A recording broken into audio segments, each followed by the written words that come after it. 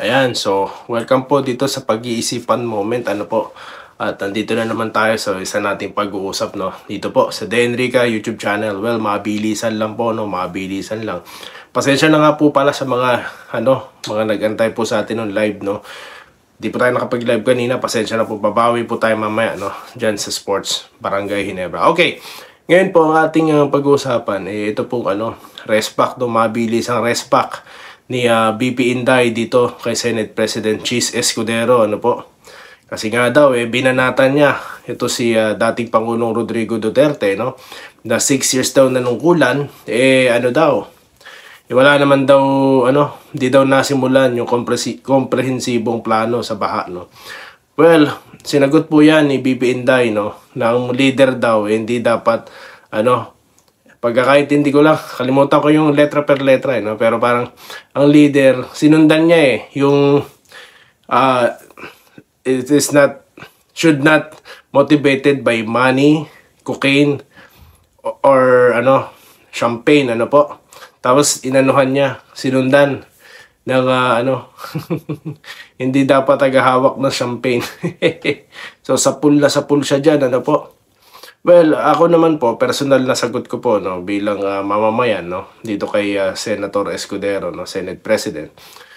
Ano po ba yung mga nai-address noong panahon ni dating Pangulong Rodrigo Duterte, di ba? Napakadami po. Ang dami niyang sinalong kapalpakan, no, ng katulad din ng nangyayari ngayon, no. Neto ni dating Pangulong Pinoy, no. Ang daming kapalpakan sa NAIA, Laglag Bala, di ba? Tapos yung mga train set natin, train system natin. So lahat yan sinalo dati ni Pangulong Rodrigo Duterte, di ba? Kaya nga po nakikita nyo habang kausap si Arthur Tugade, as we speak, ganun po sila, no, mabilisan. Kaya nga po masyadong maraming nanonood kapag may mga conferences ang dating Pangulo, hindi po ba? Kasi nga po, excited ang tao sa mga pagbabago. Kasama na po dyan yung mga innovations like subway na nasimulan na. Hindi na natin alam kung nasa na po yan. Yung subway na yan, 2 years na po ang administrasyon. Tapos, sinabayan pa ng pandemya.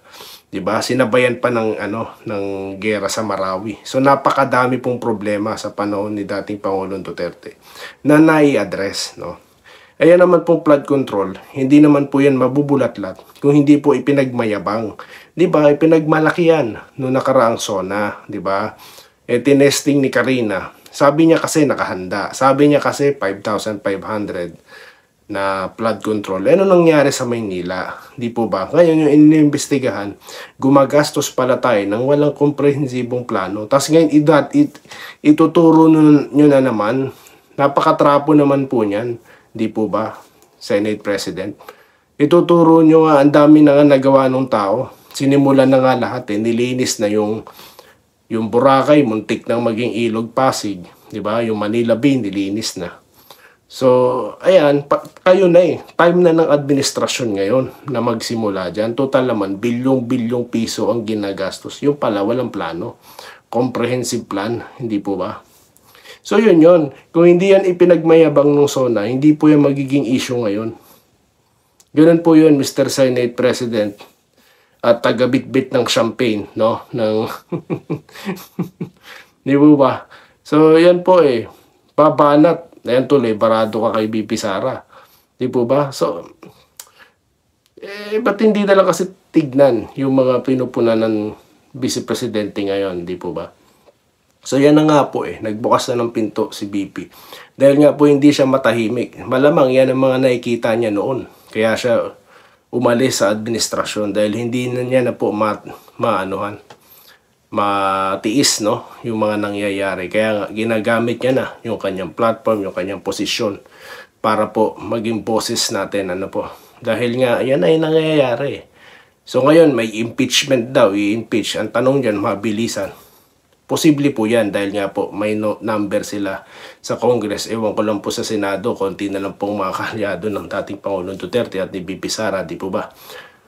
At mag-e-election pa, no? So, it's possible po. Kaya po ang hawak na lang ng Vice Presidente tayong mga mamamayan. Siya po ay elected, no? At napakarami niya pong boto kaysa sa Presidente. Tapos, isipin nyo, ang gusto lamang magpatalsik sa mga yan, no?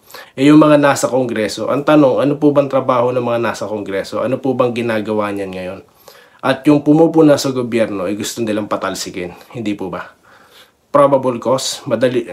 Mahirap na lang po mag-discuss ng ano natin sa mga abogado, no, patungkol diyan. So yun po, no, yung atin lang mga nasasabi, at mamaya po pagpapatuloy natin ito, no. At yun lamang po ating napag-usapan ngayon. At muli, maraming salamat po sa mga nagsasubscribe. Subscribe na po kayo, no, dahil kailangan na po talaga natin ng napakaraming boses sa panahon na ito, no, na magbibigay po ng pag-iisipan sa inyo. So yun lamang po, at muli, maraming salamat po sa inyong lahat.